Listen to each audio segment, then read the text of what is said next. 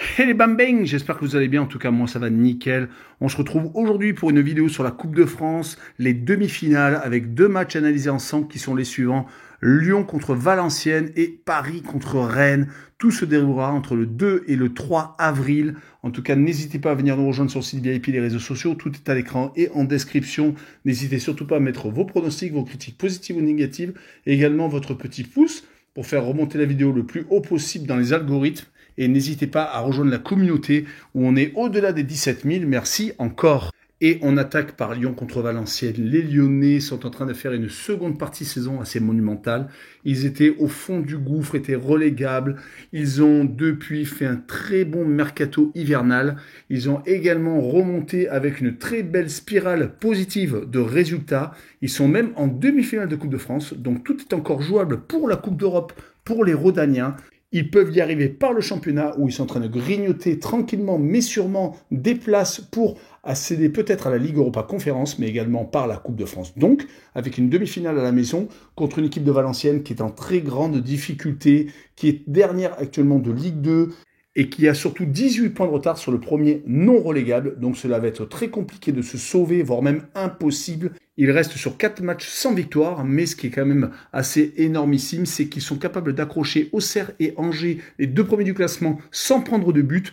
Puis derrière de s'incliner contre Guingamp. Certes, ils viennent de perdre contre Saint-Etienne à la maison, mais quand même, par contre, ils sont totalement inoffensifs. 0 but marqué sur les 4 derniers matchs disputés.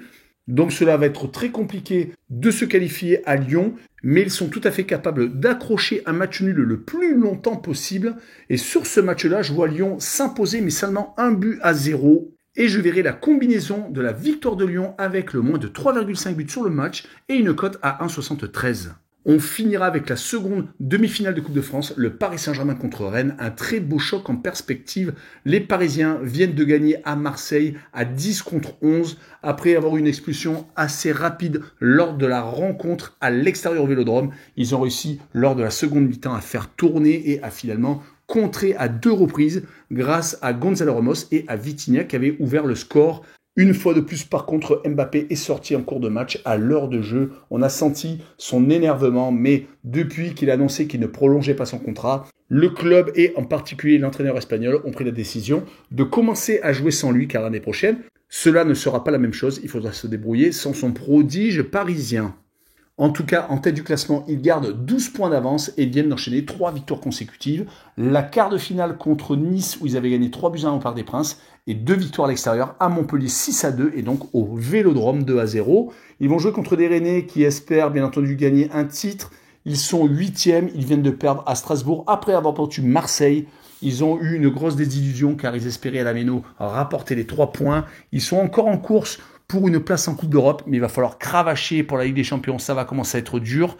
Mais on se rappelle que les Rennais avaient réussi à accrocher un point au Parc des Princes, prenant une égalisation dans les arrêts de jeu, peut-être un peu contesté, mais un petit point quand même. Rappelons que sur les 5 derniers matchs, toutes compétitions confondues, ils ont gagné à 2 reprises en championnat et en Coupe de France contre Le Puy et également donc contre Marseille. Un match nul à Lille, 2 buts partout alors qu'ils menaient 2-0 et 2 défaites contre Lorient et contre Strasbourg, peut-être les adversaires les plus faibles. Mais Rennes est capable de se remobiliser contre le Paris Saint-Germain. Cela va être sans doute assez dur. Sur ce match-là, jouer une victoire 3-1 des coéquipiers de Mbappé avec les deux équipes qui marquent et une cote à 1,60.